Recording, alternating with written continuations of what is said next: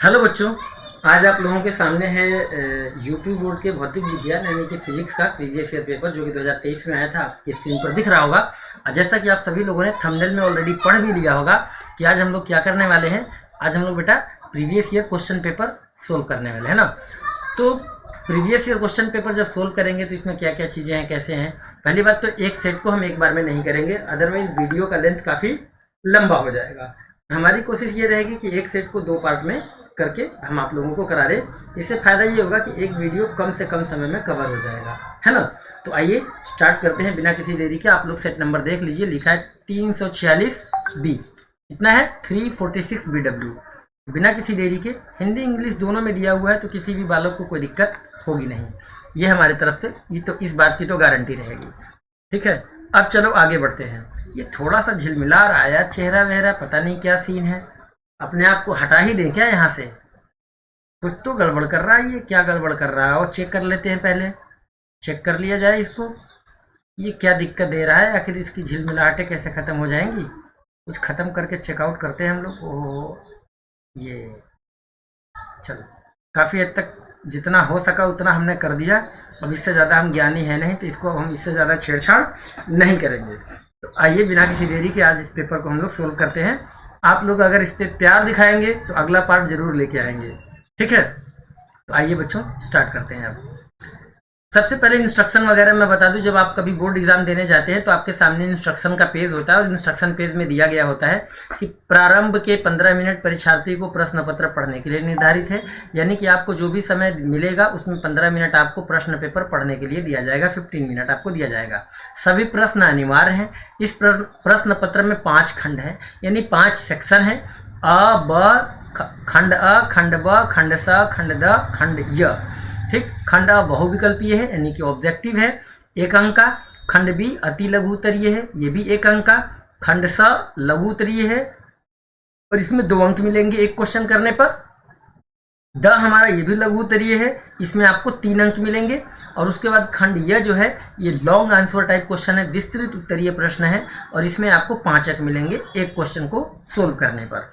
और टोटल आपका मार्क्स कितना है, टोटल आपका मार्क्स 70 है, जिसमें 30 मार्क्स आपके इंटरनल प्रैक्टिकल के होते हैं, और ये आपको कॉलेज की तरफ से प्रैक्टिकल एग्जाम के बाद मार्क्स ऐड हो जाता है इसमें।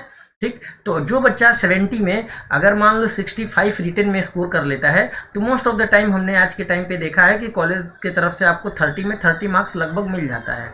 तो 95 मार्क्स आपके फिजिक्स में हो जाते हैं। लेकिन अब 65 या 70 में आउट ऑफ 70 अगर आपको लाना है, 70 में आउट ऑफ 70 आपको स्कोर करना है, तो क्या स्ट्रेटजी अपनानी चाहिए, ये तो आपको धीरे धीरे पता चलेगा, और आपके टीचर्स भी बताते रहे होंगे, मैं भी बताऊंगा आपको। लेकिन आज फिलहाल स्ट्रेटजी के बारे में बात नहीं करेंगे, आज हम पेपर का सॉल्यूशन करेंगे। तो इसमें आपको हिंदी इंग्लिश दोनों में मिल जाएगा। जैसे कि ये आपको हिंदी में वही पेपर है, ठीक है ना, आप देख सकते हो खंड अ हिंदी में वही पेपर है पूरा। ठीक है, ये मैं नीचे करते चले जा रहा हूँ धीरे धीरे।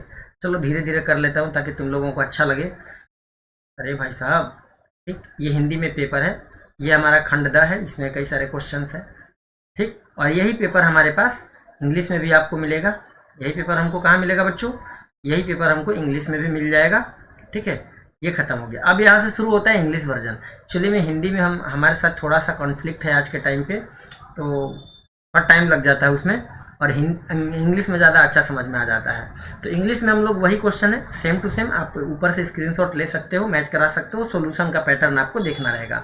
जैसा कि हमारे सामने सेक्शन ए में पहला क्वेश्चन बच्चों दे रखा है कि an electron which has charge E, charge कितना दिया, ई दिया, मास कितना दिया, एम दिया, moving in a uniform electric field E, it's acceleration.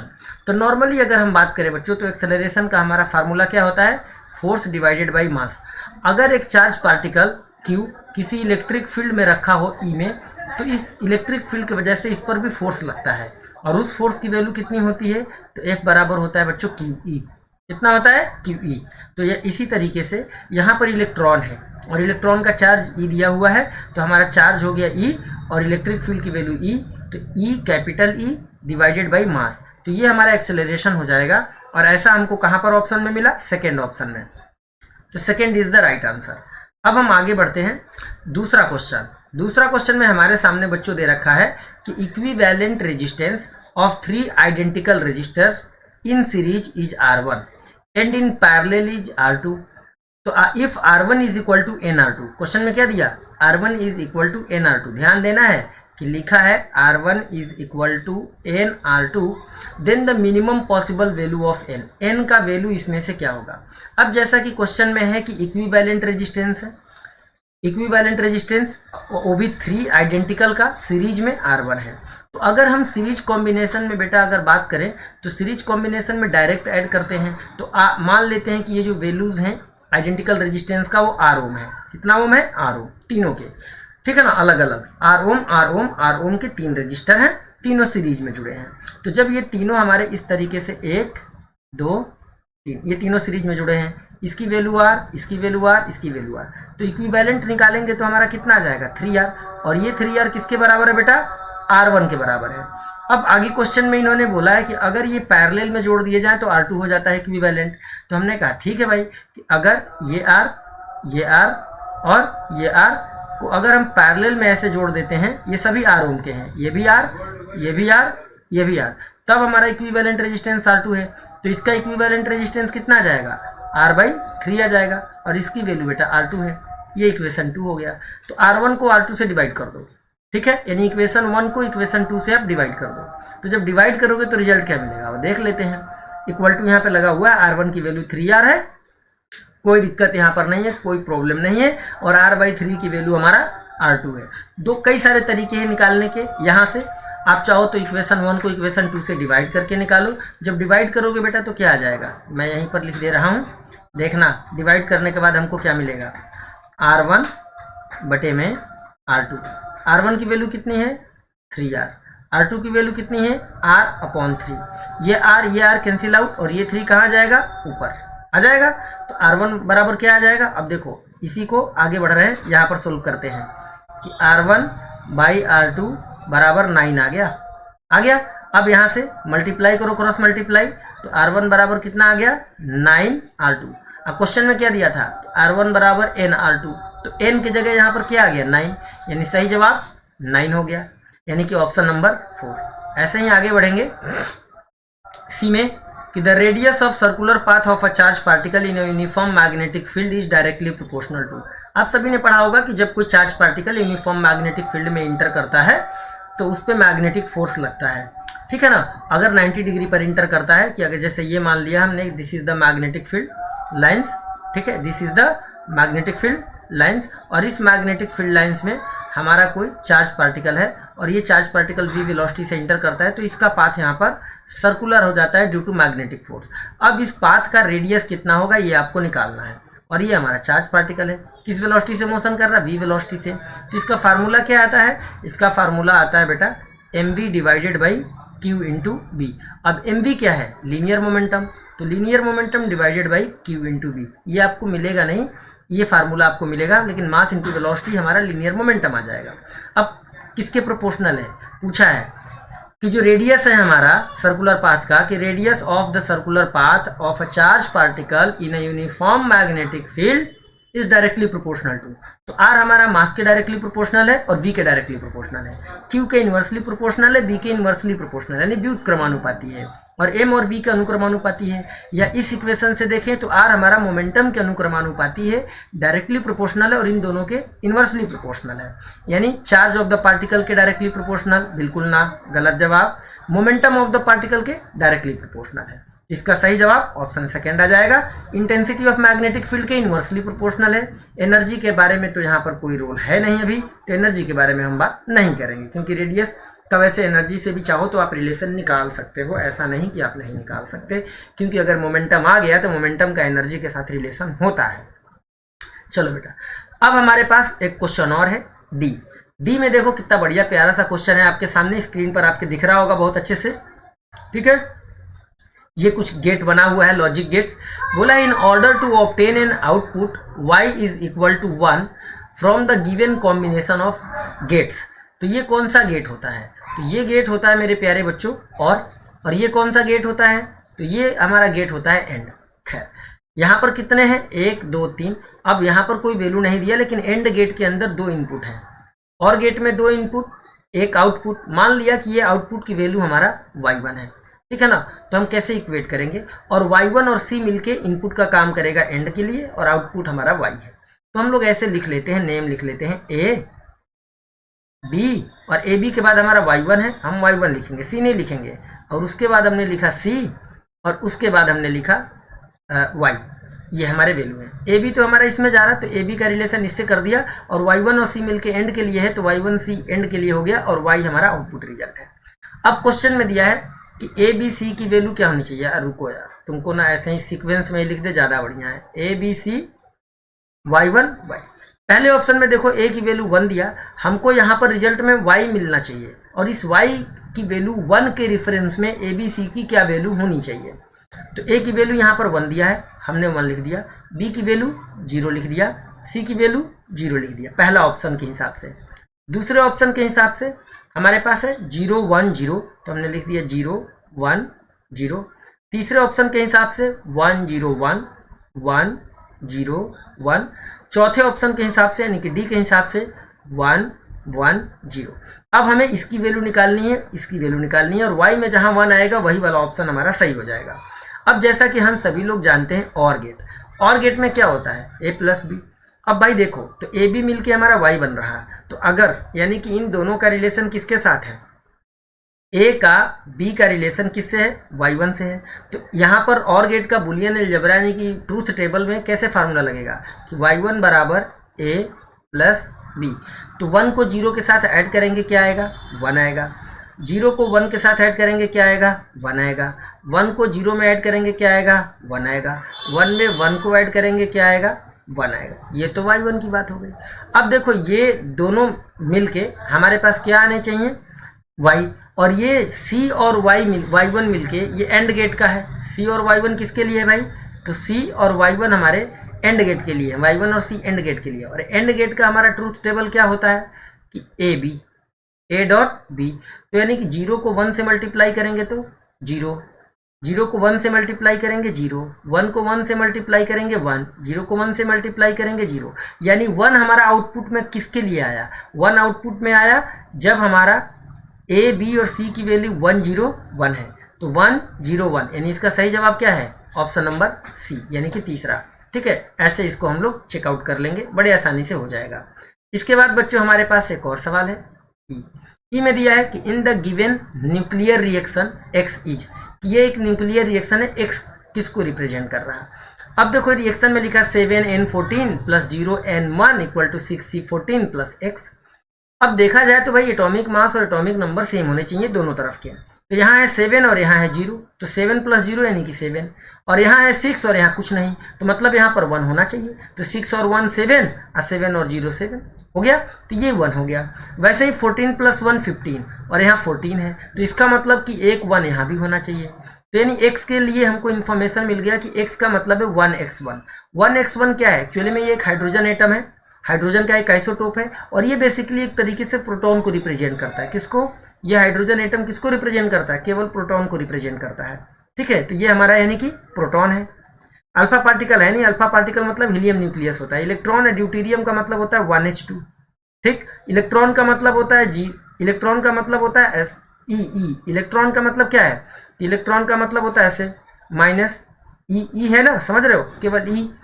Alpha particle का मतलब 2he4, 2he4, और ये प्रोटॉन को रिप्रेजेंट कर रहा। ठीक है, ये हो गया। अब आगे हमारे पास एक बहुत बढ़िया सवाल है, एफ सवाल में लिखा है कि a plane electromagnetic wave represented as E is equal to 100 cos 6 × 10⁸ plus 4x volt per metre propagate through a medium of refractive index. यानी इलेक्ट्रिक फील्ड वेक्टर की वैल्यू, इलेक्ट्रिक फील्ड का वैल्यू दे दिया कि एक इलेक्ट्रोमैग्नेटिक वेव है जिसके electric field का वैल्यू कुछ इस तरीके से है, और आपसे उस मीडियम का रिफ्रैक्टिव इंडेक्स पूछ लिया। अब एक मीडियम का रिफ्रैक्टिव इंडेक्स का फार्मूला जनरली अगर स्पीड के बारे में हम बात करें तो होता है speed of light in air divided by speed of light in medium. तो हमें इस इलेक्ट्रिक फील्ड के टर्म में speed of light of wave निकालना पड़ेगा। तो देखो बेटा, इसी इक्वेशन को अगर हम इस इक्वेशन से कंपेयर कर लें कि E is equal to E0 into cos omega t plus k x, तो हमको ओमेगा के जगह क्या मिलेगा, 6 × 10⁻, ओमेगा बराबर क्या मिला, 6 × 10⁻, 8 और के की जगह 4 मिला, के की जगह 4 इतना मिला। हम सभी लोग जानते हैं कि जैसे ही ओमेगा को के से डिवाइड करते हैं हमको निकल के आ जाता है स्पीड ऑफ वेव। तो इलेक्ट्रिक फील्ड का स्पीड निकल आएगा, इससे डिवाइड करने पे क्या आया बाबू, 2 से दोनों कट जाएगा, 2 3 जा और 2 2 जा, ठीक है। तो 3/2 इंटू 10⁸ और स्पीड ऑफ लाइट के बारे में हमको पता है, यानी कि एयर में इलेक्ट्रोमैग्नेटिक वेव या वैक्यूम में इलेक्ट्रोमैग्नेटिक वेव 3 इंटू 10⁸ मीटर पर सेकेंड की स्पीड से ट्रेवल करता है। इसमें तो किसी को कोई दिक्कत नहीं है ना, एकदम अच्छे से समझ में आ रहा, ठीक है। तो अब क्या करेंगे, इसमें वैल्यू रख देंगे, c/v कर देंगे। अब c की वैल्यू है 3 इंटू 10⁸, बहुत बढ़िया, 3 इंटू 10⁸। v की वैल्यू हमारी कितनी है, 3 इंटू 10⁸ डिवाइडेड बाई 2, यानी कि 3/2 इंटू 10⁸। देखो 3 से 3 कैंसिल, 10⁸ से ये कैंसिल, निचवा का 2 उड़ के ऊपर आ गया, तो n बराबर कितना आ गया, 2 आ गया कि नहीं आ गया, यानी रिफ्रैक्टिव इंडेक्स हमारा क्या हो जाएगा, 2 हो जाएगा। तो ये हमारा सेकेंड वाला ऑप्शन सही है। क्लियर हुआ।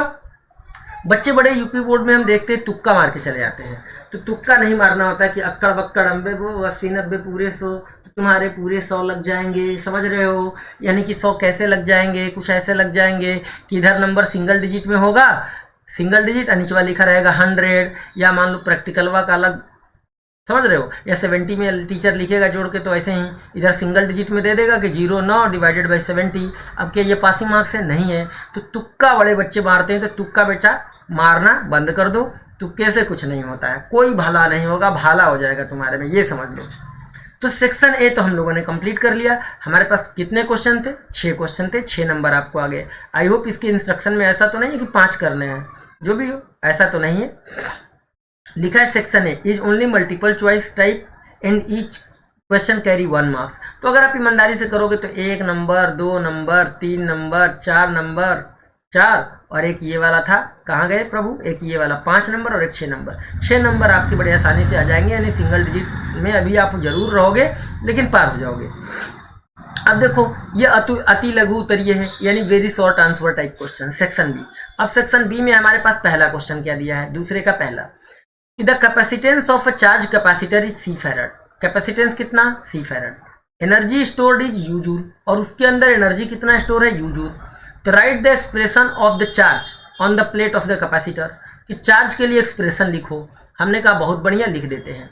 हमारे पास एक कैपेसिटर है, क्या है बच्चा लोग, तो हमारे पास एक कैपेसिटर है। कैपेसिटर का मतलब संधारित्र है, ठीक है ना। और इस संधारित्र के लिए 2 इंफॉर्मेशन दिया है कि इसका कैपेसिटेंस कितना है, C की वैल्यू C है, और इसकी एनर्जी की वैल्यू एनर्जी है, और हमसे चार्ज के लिए इंफॉर्मेशन पूछा है। तो हमने कहा एनर्जी का फार्मूला क्या होता है, तो हाफ CV², एक तो आपने ये पढ़ा, और दूसरा आप सभी लोग पढ़े हो कि चार्ज बराबर क्या होता है, CV। तो यहाँ से बेटा हमारे पास जब ये 2 इंफॉर्मेशन है, V तो है नहीं, तो V को यहाँ से इक्वेट कर लेंगे कि V बराबर क्या आ जाएगा, V बराबर आ जाएगा आपका Q/C। अब इस V के जगह Q/C रख देंगे, ठीक है। तो जैसे ही V के जगह Q/C आप रखोगे तो U बराबर क्या आ जाएगा, हाफ C। अब V स्क्वायर है, मतलब इन दोनों पर स्क्वायर आ जाएगा, यानी Q² डिवाइडेड बाई C²। एक C से एक C कैंसिल, यानी कि हमारे पास जो आंसर आ जाएगा बच्चों वो आ जाएगा Q² divided by C, U बराबर। तो ये 2C क्रॉस मल्टीप्लाई जब U से करोगे तो क्या आ जाएगा, तो देखो भाई अब आ जाएगा Q² बराबर 2CU। हमें चार्ज इक्वेट करना है, तो चार्ज बराबर क्या आ गया, √2CU। तो दोनों प्लेट पर जब हम चार्ज की बात करेंगे, क्योंकि एक कैपेसिटर में 2 प्लेट होते हैं, तो एक प्लस में होगा और एक माइनस में होगा, तो ये है हमारा चार्ज ऑन ईच प्लेट, ठीक है। तो हम लिख लेंगे कि charge on each plate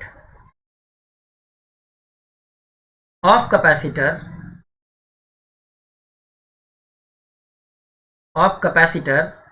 is Q is equal two plus minus each plate पर, तो एक में चार्ज की वैल्यू खाली लिख लो कि √2CU, ठीक है, इतना कूलम। ये तुम्हारा आंसर हो गया। कौन सा आंसर था, दूसरे का A। खत्म हो गया, आगे समझ में आ गया, नोट कर लिया ना कर लिया हो तो स्क्रीनशॉट ले लो। आगे बढ़ते हैं। अब हमारे पास दूसरे का B, what is photo electric effect. Definition है, मैं लिखूंगा नहीं, ओरली में बता देता हूँ।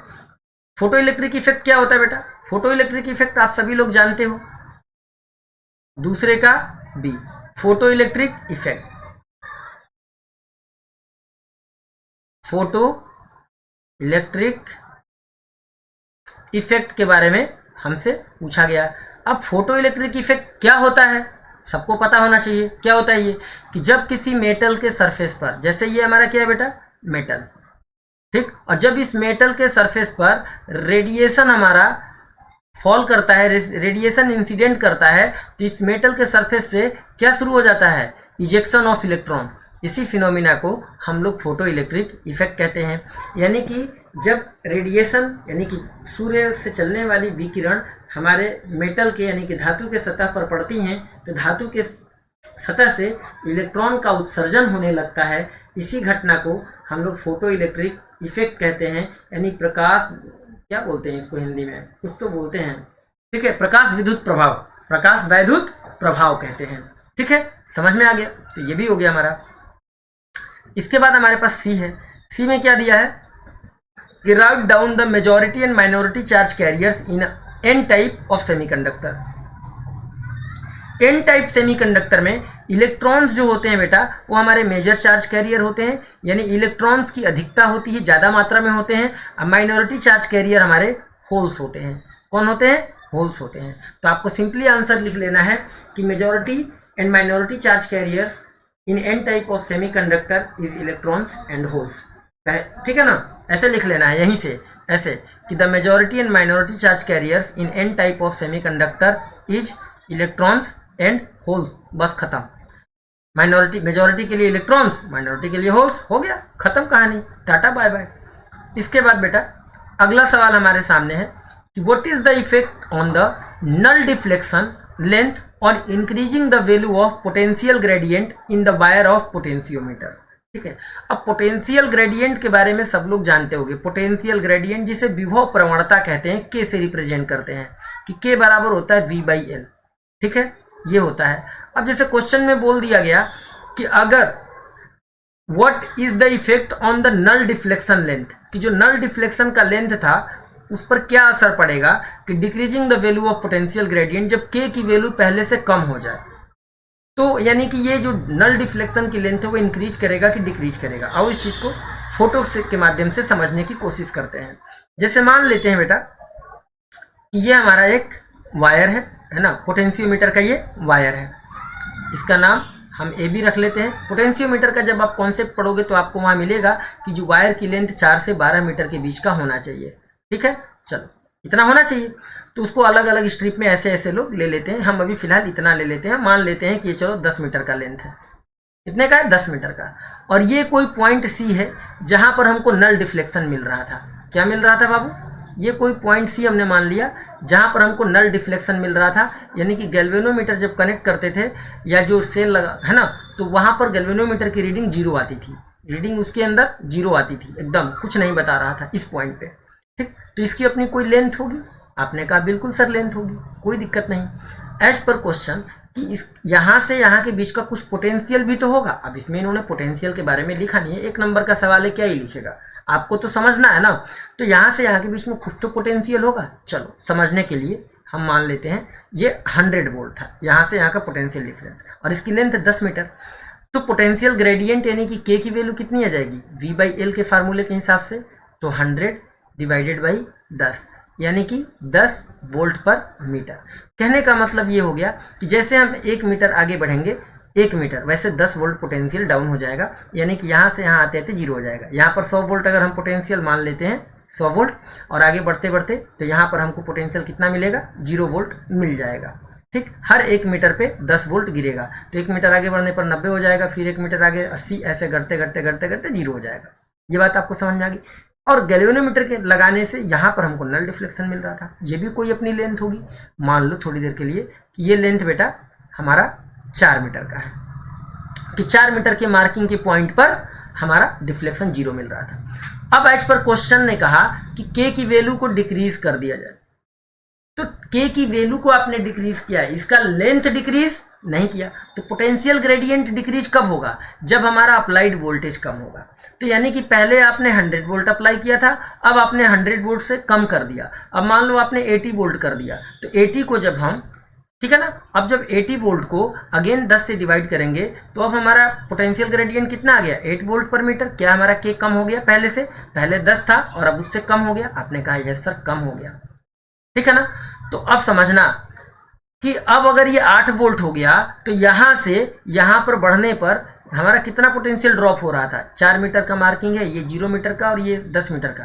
तो 4 मीटर जब आगे बढ़ते तो 1 मीटर पे 10 वोल्ट गिर रहा था, तो 4 मीटर पे 40 वोल्ट, यानी कि समझ लो कि 40 वोल्ट वाले मार्किंग पर हमारा नल डिफ्लेक्शन आ रहा था ना। तो अब हमारा पोटेंशियल ड्रॉप कितना है, 80 वोल्ट पर मीटर। तो 40 वोल्ट लाने के लिए अब क्या करेंगे कि 88 में 5 से जब मल्टीप्लाई करेंगे तब तो हमारा 40 वोल्ट आएगा। आपने कहा यानी कि अब हमारा डिफ्लेक्शन 5 मीटर के मार्किंग पर मिलेगा। कितने मार्किंग पर मिलेगा, अब हमारा 40 वोल्ट यहाँ 5 मीटर के मार्किंग पर होगा, ये किसी अनदर पॉइंट डी पर। अब यहाँ पर हमारा 40 वोल्ट आएगा। तो यानी कि जैसे ही हमारा पोटेंशियल ग्रेडियंट कम होगा, जो डिफ्लेक्शन लेंथ था वो इंक्रीज कर गया। यानी यहाँ से पहले 4 मीटर पर डिफ्लेक्शन मिल रहा था, तो अब वो उतना वोल्ट ऑब्टेन करने के लिए हमको थोड़ा फर्दर आगे जाना पड़ेगा, तब जाके हमको डिफ्लेक्शन 0 मिलेगा, है ना। तो इसका मतलब ये हो गया, सिंपल सी बात है कि व्हेन पोटेंशियल, ये समझो कि जब पोटेंशियल ग्रेडियंट हमारा लेंथ पर डिपेंड करता है, और जब लेंथ हमारा, समझ रहे हो कि जैसे ही पोटेंशियल ग्रेडियंट हमारा कम हुआ, इसको डिक्रीज किया, तो ये जो डिफ्लेक्शन लेंथ है, डिफ्लेक्शन लेंथ हमारा इंक्रीज कर जाएगा। अब आप लिख लोगे कि नहीं लिख लोगे कि when potential gradient in the wire of potentiometer decreases then null deflection length increases. Clear हो गया। तो ये सवाल भी खत्म हो गया। अब बढ़ते हैं बच्चों ई के तरफ। ई में लिखा है how is galvanometer converted into a volt meter, कि एक गैल्वेनोमीटर को वोल्ट मीटर में कैसे कन्वर्ट करते हैं। तो एक गैल्वेनोमीटर का रेजिस्टेंस हाई होता है, ऐसा आप लोगों ने कॉन्सेप्ट में पढ़ा होगा। तो एक गैल्वेनोमीटर को जब हम, ये गैल्वेनोमीटर है मान लो, और जब इसके साथ एक हाई रेजिस्टेंस को बेटा हम लोग सीरीज में कनेक्ट कर देते हैं, तो ये जो अरेंजमेंट है this is called volt meter, ठीक है। अब इस अरेंजमेंट को हम क्या कहेंगे, अब ये अरेंजमेंट हमारा बच्चों वोल्ट मीटर बन गया। क्या बन गया, वोल्ट मीटर। क्यों, गैल्वेनोमीटर के साथ एक हाई रेजिस्टेंस सीरीज में ऐड कर दिया। तो सिंपल सा आंसर इसका यही हो जाएगा कि how is a galvanometer converted into a meter. तो हम लिखेंगे कि when a high resistance connected with series, है ना, connected with series to the galvanometer then it's converted into voltmeter. Clear हो गया। तो ये क्लियर हो गया। अब हम आगे बढ़ते हैं। ई हमने आपको बता दिया। अब आगे हमारे पास सवाल है F, what will be the angle of minimum deviation, angle of minimum deviation by a thin prism of 10 degree and refractive index 2।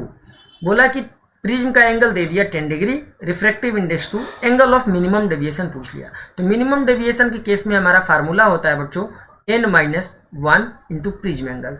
n कितना है 2 माइनस 1, अब प्रिज्म एंगल कितना है 10 डिग्री, तो 2 माइनस 1 इंटू 10 डिग्री, यानी हमारा आया कितना 10 ही डिग्री आया।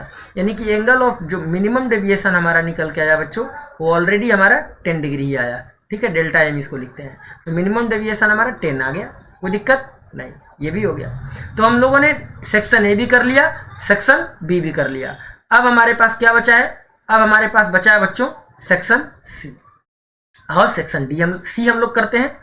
सेक्शन सी में हमारे पास पहला सवाल, in Young's double slit experiment ratio of maximum and minimum intensity on the screen is 9:1। ये क्या लिखा है, 9 लिखा है और 1 लिखा है। कि यंग्स डबल स्लिट एक्सपेरिमेंट में मैक्सिमम एंड मिनिमम इंटेंसिटी का जो रेशियो था वो 9:1 था। तो what should be the ratio of the width of slit, width of slit. अब देखो बेटा, इंटेंसिटी का डायरेक्ट रिलेशन विड्थ के साथ नहीं होता, लेकिन फिर भी हम आपको बताते हैं, ठीक है। आ जाओ। तो क्वेश्चन नंबर, सेक्शन सी था हमारे पास, सी सेक्शन के तीसरे का पहला सवाल।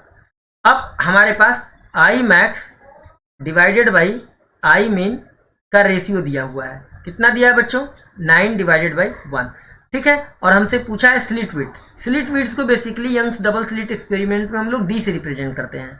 तो यानी कि D1/D2 की वैल्यू हमसे पूछा हुआ है एज पर क्वेश्चन।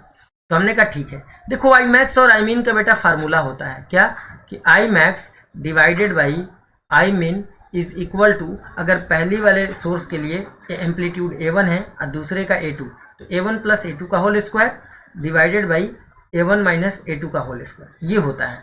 अब आई मैक्स और आई मीन की वैल्यू कितना है हमारे सामने 9/1, तो इसकी जगह 9/1 रख देंगे। ये स्क्वायर है, इधर का स्क्वायर हटेगा तो इधर क्या आएगा, रूट आएगा। तो इधर से बच्चों हम क्या करेंगे, इधर से हम लोग स्क्वायर हटा देंगे। जैसे स्क्वायर हटाओगे इधर रूट आ जाएगा। रूट का मतलब हो गया कि ये आ गया 3/1। अब क्रॉस मल्टीप्लाई कर लो, इतने में यहाँ से लेके इतने में क्रॉस मल्टीप्लाई कर लो। 1 से इसमें करेंगे तो आ जाएगा A1 प्लस A2, 3 से इन दोनों में करेंगे तो आ जाएगा 3A1 माइनस 3A2। कोई दिक्कत नहीं है, A1 एक तरफ कर दो, A2 एक तरफ कर दो। तो ये देखो, ये 3A2 है, इधर आएगा, इस A2 के साथ ऐड हो जाएगा तो ये आ गया 4A2, और ये है 3A1 और ये A1 इधर माइनस में आ जाएगा तो ये आ जाएगा 2A1। यहाँ से हमको क्या मिला कि A1 डिवाइडेड बाई A2 बराबर A1 डिवाइडेड बाई A2, तो ये 2 इधर चला गया, यानी कि 4/2 इक्वल टू 2/1। ये मिला, इसको काट देंगे तो क्या आएगा 2/1 आएगा ना। अब देखो, जो स्लिट विड्थ हमसे पूछा गया था बच्चों, हमसे क्या पूछा गया, स्लिट विड्थ।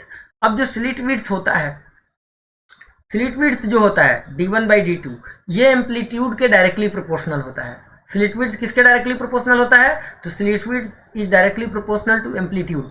तो वहां से d1/d2 बराबर A1/A2, A1/A2 की वैल्यू 2/1 है, तो स्लिट विड्थ का रेशियो हमारा आ जाएगा d1/d2 इज इक्वल टू 2/1, यानी कि रेशियो हम लिख लेंगे d1:d2 इज इक्वल टू 2:1। ठीक है, तो दिस इज द आंसर। बड़ा आसान है कि नहीं है आसान कि नहीं बताओ, है ना कि नहीं है? ना हो तो बताना, और है आसान तो बताना। समझाएंगे चौचक, मजा आ जाएगा बहुत। ठीक है, एकदम चौचक अंदाज में समझाएंगे। अरे चौचक का मतलब होता है बहुत अच्छा, समझ रहे हो? चलो, अगर समझ में आ रहा है तो बहुत बढ़िया है, बड़ी खुशी की बात है। आगे बढ़ते हैं। अब देखो बच्चों, ये हो गया। अगले क्वेश्चन पे, अगला क्वेश्चन नंबर बी लिखा है resistance of a wire is 2 ओम। कितना लिखा है बच्चों, यहाँ 2 ओम लिखा है, 2 ohm, and the radius of the wire is half. बहुत बढ़िया। ऑन स्ट्रेचिंग इट, जाहिर सी बात है कि वायर को खींचेंगे तभी है ना लंबाइया, उस लंबाइया बढ़ेगा तब ना रेडियसवा कम होगा। तो लंबाई खींच गया, रेडियसवा कम हो गया, आधा हो गया। It find out the new resistance of the wire. आओ भाई, इस पे भी चर्चा कर लेते हैं, मान लेते हैं। ये सवाल कौन सा था, बी वाला है, तीसरे का बी। तो ये है सवाल नंबर हमारा तीसरे का बी। इसमें हमारे सामने एक रेजिस्टेंस दिया है, बोला है कि 2 ओम का है। ठीक, हम मान लेते हैं कि ये हमारा वायर था। ये हमारा क्या था बबुआ, ये हमारा वायर था, इसकी लंबाई L थी, और इसका ये जो रेडियस है ना, ये वाला रेडियस, ये रेडियस इसका कितना है, कुछ तो होगा। तो हम मान लेते हैं कि इसका रेडियस इनिशियल यानी कि r था। तो इसका एरिया ऑफ क्रॉस सेक्शन कितना हो जाएगा, ये अनुप्रस्थ काट का क्षेत्रफल है ना, तो इसका एरिया कितना हो जाएगा, πr²। कोई दिक्कत नहीं। इसके मटेरियल का रेजिस्टिविटी रो। तो रेजिस्टेंस का फार्मूला क्या होता है कि R बराबर ρl डिवाइडेड बाई A। ठीक, डिवाइडेड बाई A। A मतलब वो वाला A, कैपिटल A। कहाँ गए प्रभु, अच्छा ये धोखा दे रहे हैं, थोड़ा सा रुकना पड़ेगा, सब्र कर लो, ये कभी कभी हो जाता है ऐसा। ओके, ये थोड़ा सा धोखा दिए, अभी हो जाएगा सही। देखा, हमको पता था ये हो जाएगा, क्योंकि समटाइम ना ऐसी प्रॉब्लम आ जाती है। बेचारे को ज़्यादा हमने दिक्कत दे दिया होगा, वो आ गया, वो एरिया A लिख दिया। अब एरिया का मतलब क्या है, πr², तो हमने रख दिया ρl डिवाइडेड बाई πr², और इसी की वैल्यू कितना दिया है, 2 ओम। ठीक है, तो यानी कि हमारे पास इसका वैल्यू दिया है 2 ओम। ये हो गया इक्वेशन 1। अब क्वेश्चन में बोला कि जब रेडियस को खींच के तार को खींच दिया, अब जब तार को खींच दिया तो इसे थोड़ा लंबा हो गया, जब लंबा हो गया तो ये रेडियसवा कम हो गया। अब जो रेडियसवा है पहले वाले का आधा है, तो अब इसका रेजिस्टेंस कितना होगा, हमने कहा r' है इसका रेजिस्टेंस। अब r' कैसे निकालेंगे, तो देखो r' बराबर ρl/A। A का मतलब πr², तो r² का मतलब कितना, r/2 का स्क्वायर करेंगे, तो इसका स्क्वायर करोगे तो कितना आ जाएगा बाबू, r²/4। अब तुम समझ रहे होगे कि सर लंबाइया के साथ कुछ नहीं होगा।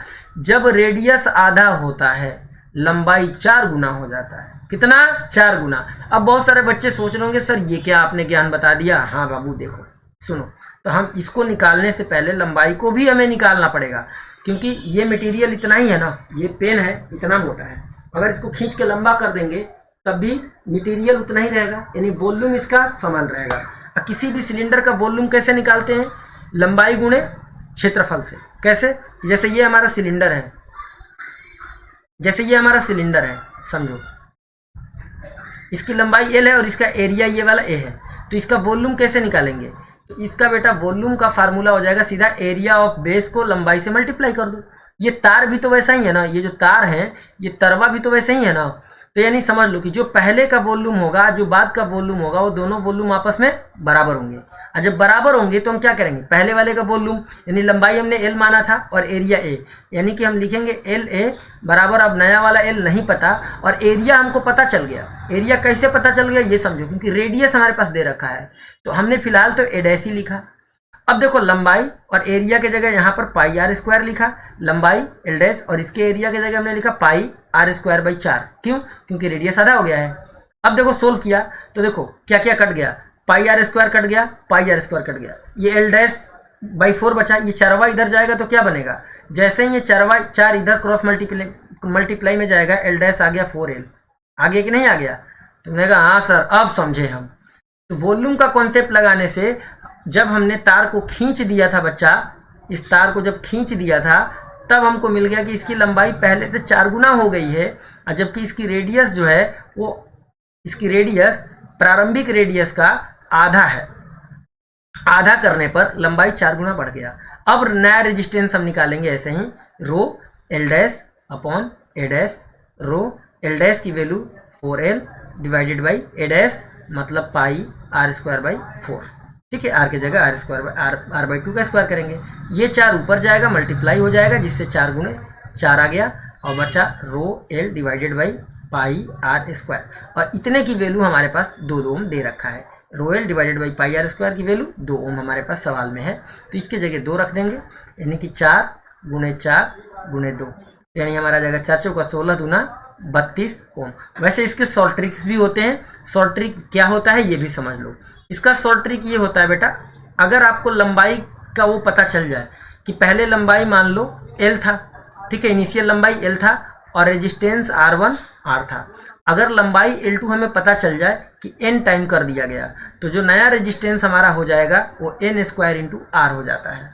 ठीक है, n स्क्वायर इंटू R1 जो प्रारंभिक रेजिस्टेंस था उसके इतना गुना हो जाता है। तो इस सवाल में हमको पता चल गया था कि हमने इनिशियल लंबाई L मान लिया था, ठीक, और फाइनल लंबाई हमको L2 4 गुना आ गया था। तो इस कॉन्सेप्ट से भी हम निकाल सकते हैं कि जो नया रेजिस्टेंस आएगा वो 4 का स्क्वायर इंटू R1 के बराबर आएगा। 4 का स्क्वायर 16 और R1 की वैल्यू 2 हमारे पास दिया था सवाल में, तब भी हमारा 32 ओम आ जाता।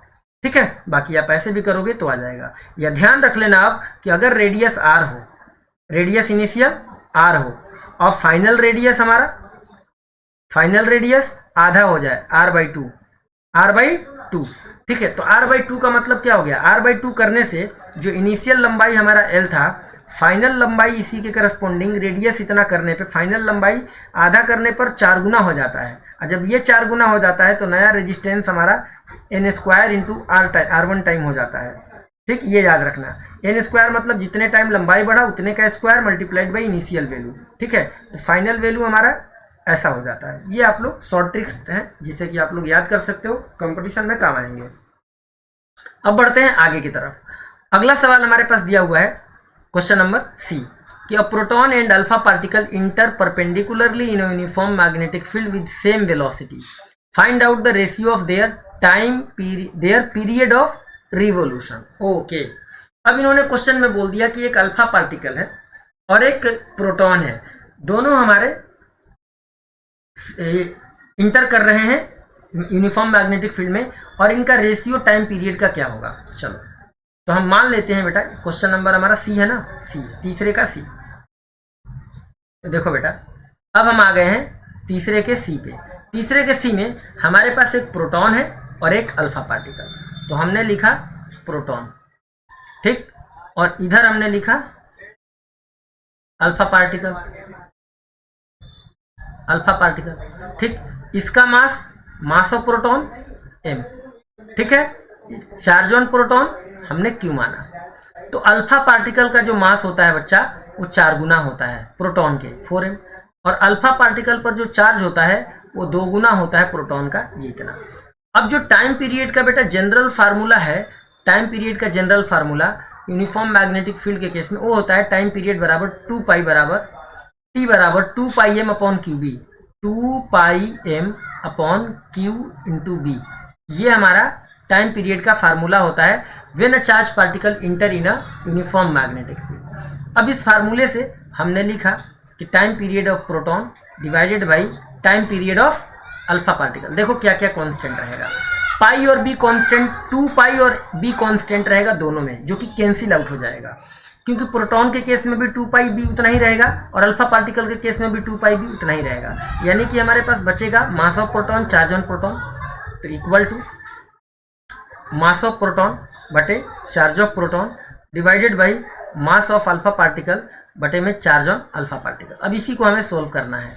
मास of proton mass, charge on proton Q, multiplied by mass of alpha particle 4m divided by alpha charge on alpha particle ऊपर चला जाएगा 2q।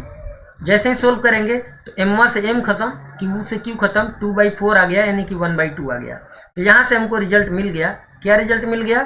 तो यहाँ से रिजल्ट मिल गया कि प्रोटॉन का टाइम पीरियड और अल्फा पार्टिकल के टाइम पीरियड का रेशियो 1/2 आया। तो यानी कि हम ऐसे लिख लेंगे इसको कि TP into T alpha is equal to 1:2। तो this is the right answer. कितना आसान है, एकदम आसान है ना। और अगर मजा आ रहा है तो इस चैनल को सब्सक्राइब करें, वीडियो को लाइक करें, दोस्तों में शेयर करें, परिवार खानदान सबके मोबाइल से सब्सक्राइब करा दे। ठीक है, आपकी मोहब्बत हमारी मेहनत कायम रहेगी। अब बेटा आगे बढ़े, चलो देख ले कितना देर हो गया। अब बताओ, इतना क्वेश्चन समझाने में इतना देर हो गया, इसीलिए हमने सोचा है कि 2 पार्ट में करेंगे, अदरवाइज वीडियो की लेंथ काफ़ी लंबी हो जाएगी, जिससे बच्चा जो है थोड़ा सा एक बार में देख नहीं पाएगा, मज़ा नहीं आएगा उसको। मज़ा दिलाते हैं इसमें, मिर्च मसाला छौंका लगा के एकदम। और सबसे इन्फॉर्मेटिव बात यह है कि अगर कोई बच्चा हमारे साथ ऑनलाइन या ऑफलाइन पढ़ना चाहता है, ऑफलाइन सेंटर पे पढ़ना चाहता है, ऑफलाइन सेंटर हमारे लखनऊ में है। आप जाएंगे, वीडियो के डिस्क्रिप्शन में देखेंगे तो आपको कॉन्टैक्ट नंबर मिल जाएगा, थंबनेल में आपको कॉन्टैक्ट नंबर मिल जाएगा और कॉन्टैक्ट कर सकते हैं हमसे ऑनलाइन ऑफलाइन पढ़ने के लिए भी। और फिजिक्स, अगर स्पेशली केवल फिजिक्स आपको ऑनलाइन पढ़ना हो तो उसके लिए भी। ऑफलाइन में हम लोग क्या क्या कोर्सेज ऑफर करते हैं, NEET foundation, JEE foundation offer करते हैं। प्रॉपर में नीट बैच चलाते हैं, जेई मेन चलाते हैं, एडवांस नहीं चलाते हम लोग। ठीक है, और उसके अलावा एनडीए और एयरफोर्स के फाउंडेशन बैचेज और ड्रॉपर बैचेज दोनों चलते हैं।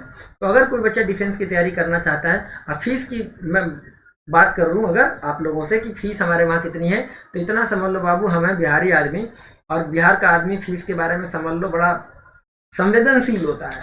तो फीस समझ लो इतनी है जितने से आपको देने में भी ना बुरा लगे और हमें लेने में भी बुरा ना लगे, हमें लेते हुए भी अच्छा लगे और आपको देते हुए भी अच्छा लगे। और ज्ञान आपको वो मिलेगा, वहीं गागर में सागर भरने वाले भी काम होते हैं समटाइम्स। ठीक है, और रिजल्ट आपको बेहतरीन से बेहतरीन मिलेगा, क्योंकि हमारे जीटा एकेडमी से पढ़ने वाले कोई भी बच्चे ऐसे नहीं हैं जो पीसीए में या पीसीबी में, स्पेशली बोर्ड वगैरह की बात करूं, उसमें वो 90 से कम स्कोर करते हैं, कभी नहीं करते। ठीक है, और इस बार एनडीए का हमारे वहाँ 10 बच्चा था केवल, और उन 10 बच्चों में से 10 का रिटर्न क्वालिफाई हो गया, यानी 100 का 100% रेशियो रहा रिटर्न का। बात समझ रहे हो? तो बहुत अच्छे से हम लोग काम करते हैं। और रही बात इंजीनियरिंग और मेडिकल के सिलेक्शन रेशियो का, तो ऐसा नहीं है, कोई भी कोचिंग नहीं है जिसमें उनका 100% कंट्रीब्यूशन रहता हो। हाँ, हमारे वहाँ बहुत ज़्यादा बच्चे नहीं होते, मैक्सिमम हम लोग 30 बच्चे ही एक बैच में पढ़ाते हैं। तो 30 बच्चों के हिसाब से हमारे वहाँ सिलेक्शन रेशियो ठीक रहता है। 8-10 बच्चों का सिलेक्शन नीट में, जेई मेन्स में हो जाता है, उसमें नो डाउट। ठीक है, और ये फैक्ट वाली बातें मैं बता रहा हूँ आपको, कोई ये बात नहीं बताएगा। सब लोग गुमराह करेंगे कि हमारे वहाँ आओ, हमारे वहाँ 100 में से 90 सिलेक्ट होते, घंटा नहीं होते हैं। ये फैक्ट है भाई, हम जानते हैं। करोड़ों की, लाखों की संख्या में, मतलब समझ लो लाखों की संख्या में कैंडिडेट पार्टिसिपेट करते, सीट इतनी सा है। तो जो क्रीमी लेयर का कैंडिडेट है, जो वाकई में मेहनती है, कमजोर भी है और मेहनती है, वो कर लेता है। जो टीचर की बातों को फॉलो करता है वो कर लेता है, उसका सिलेक्शन हो जाता है। ठीक है, तो आप भी कर लोगे ईमानदारी से। हम लोग लगन के साथ दिल से पढ़ाते हैं, फेफड़ा दिल गुर्दा, मतलब दिल से पढ़ाते हैं, फेफड़े से नहीं पढ़ाते। ठीक है ना, और भी एक रिस्पेक्ट के साथ, मतलब मोहब्बत है। ये सब हम पढ़ाना, हमारी मोहब्बत है। हमारे जो स्टाफ हैं सबकी टीचिंग मोहब्बत है। उनका सेकेंडरी ऑप्शन नहीं था कि मैं ये था, मतलब होता है वैसे, समझ लो कि अगर नहीं हुआ कहीं, मान लो अपना कुछ एक टारगेट है कि मेरे को ये करना है, नहीं हुआ तो अच्छा नॉलेज है अपने सब्जेक्ट में, अच्छा ग्रिप है, तो आओ पढ़ा लेते हैं। और डिलीवरी अगर अच्छी है तो बढ़िया टीचर माने जाएंगे, है ना। हमारे वहाँ जो भी टीचर मिलेंगे तगड़े मिलेंगे, आपको बेहतरीन मिलेंगे। जो बच्चे हमसे ऑफलाइन में पढ़े हैं वो मुझे पर्सनली जानते, बड़े बखूबी हैं कि how I am taught in a class. ठीक है, ठीक है, चलो अब बिना किसी देरी के आते हैं टॉपिक पे। अब देखो बेटा, अगला क्वेश्चन है डी में हमारे सामने दिया है कि a point monochromatic source of light is placed at R distance from a photoelectric cell. यानी कि एक फोटो इलेक्ट्रिक सेल है, हम मान लेते हैं कि ये हमारे पास फोटो इलेक्ट्रिक सेल है और यहाँ से मोनोक्रोमेटिक, देखो बेटा मोनोक्रोमेटिक का मतलब होता है एक वर्णी प्रकाश जिसमें एक ही रंग का प्रकाश निकलता हो। जैसे लेजर लाइट हम यूज करते हैं उसमें लाल रंग निकलता है, वो मोनोक्रोमेटिक सोर्स ऑफ लाइट है। ठीक है, तो मोनो का मतलब होता है सिंगल, क्रोमेटिक का मतलब होता है कलर। तो सिंगल कलर का लाइट था, वो भी पॉइंट, यानी कि वैसे लेजर लाइट वाला टाइप का। Placed at R distance from photoelectric cell, तो मान लो यहाँ पर हमारा लेजर लाइट रखा था आर डिस्टेंस पर, ये डिस्टेंस आर था। ठीक है, और स्टॉपिंग पोटेंशियल कितना दिया है? Stopping potential is V. तो सरफेस के लिए जो स्टॉपिंग पोटेंशियल की वैल्यू हमारी वी दी है। तो what would be the effect on the stopping potential when the same source is placed at a distance 3r। Okay, अगर इसी को हम बढ़ा के 3 गुने डिस्टेंस पर रख दे, यहां पर रख दिया, ये सोर्स है, ये हमारा क्या बेटा? Point source. पॉइंट सोर्स, ये पॉइंट सोर्स पहले कहाँ था? ये पॉइंट सोर्स पहले यहाँ पर था, अब इसकी डिस्टेंस बढ़ा के कर दी गई 3r। यानी अब यहाँ से टोटल डिस्टेंस हो गया बेटा 3r। ये किससे? फोटो इलेक्ट्रिक सेल से। जैसा कि फोटो इलेक्ट्रिक सेल है ये क्या है बाबू?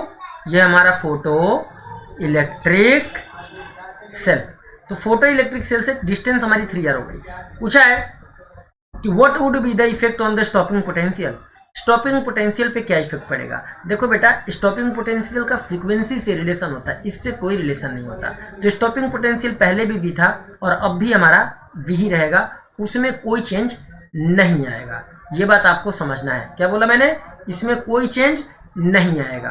तो stopping potential is independent of the distance from photoelectric cell to the point source.